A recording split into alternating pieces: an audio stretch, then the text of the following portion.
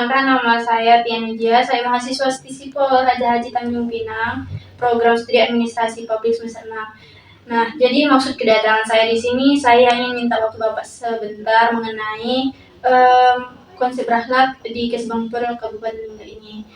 Nah, ini sebelumnya dengan Bapak siapa? Baik, saya Bang Tia, Kepala Bidang Kewaspadaan Nasional dan Penanganan Konflik Sosial. Nah, langsung aja ya Pak. Ya. Pertanyaannya, apa sih Pak itu berakhlak menurut Bapak? Sebagaimana kita ketahui bahwa berakhlak terkaitan dengan ASN itu kan ada 5. Konsepnya ada 5, yaitu yang pertama integritas, yang kedua profesionalisme, kemudian akuntabilitas, kerjasama, dan pelayanan publik. Itu konsepnya. Jadi kita sebagai ASN, kami sebagai ASN tentunya harus punya prinsip-prinsip ini, konsep ini. Ya. Pertama terkait integritas. Salah satu yang paling terpenting adalah saya ada contoh terkait dengan masalah kewenangan dan masalah korupsi misalnya. Itu salah satu bentuk daripada integritas. Kalau kita kurang integritas, ya itulah yang terjadi. Terus Pak, menurut Bapak nih bagaimana pendapat Bapak mengenai konsep berakhlak dan bagaimana cara menerapkan konsep berakhlak ini dalam pekerjaan Bapak sehari-hari sebagai kepala bidang di Kesbangpol? Kita di Kesbangpol itu ada 2 bidang. Bidang diemban oleh satu penanggung jawab, yaitu kepala bidang. Nah, kepala bidang ini kan dibantu oleh staf-staf. Tentunya kita untuk menerapkan konsep-konsep ASN berakhlak ini tentunya dari kita di sini dulu. Ya, contoh yang baik, tentunya yang baik itu tahulah gimana yang baik, sopan santun, ya kan, menghargai yang muda, menghargai yang tua juga, ya, saling menghargai. Itu konsep yang pertama. Jadi paling penting itu contoh dan teladan. Karena biasanya staf itu kadang ada umurnya lebih tua dari kita, kan? Nah, jadi kalau kita berikan contoh yang baik, itu konsepnya.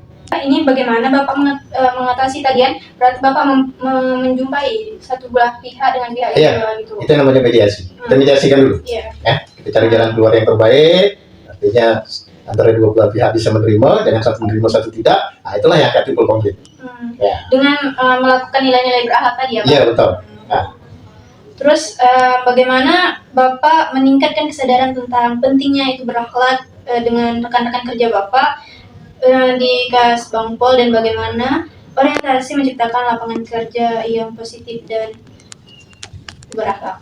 Tentunya kita harus tadi berikan contoh yang baik lah. Contoh yang baik dari kita lah dulu, dari pimpinan biasanya gitu. Biasanya kan pimpinan itu jadi contoh, jadi contoh. Biasanya kita gitu. Kalau pimpinannya tak disiplin, otomatis anak buah juga bisa ikut tak disiplin. Nah, itu salah satu contoh. Kalau misalnya ada permasalahan tadi dipertemukan dulu. Iya, kita mediasikan. Kita mediasikan itu, karena mediasi itu jalan yang terbaik lah untuk menyelesaikan masalah. Kan di mediasi itu kita cari kata sepakat. Sepakat artinya akan dapat nanti satu solusi bagaimana menyelesaikan masalah. Tujuan utamanya jangan sampai ada konflik ya. Kalau kami di Kesbangpol itu itu yang kami lihat. Kalau di sini Pak, misalnya kalau ada kesalahan atau masalah-masalah ini ada diberikan sanksi atau enggak itu? Sanksi berupa misalnya Pak, kalau misalnya sampai ke BKBSDM? Sanksi itu kan ada sanksi ringan dan ada sanksi berat.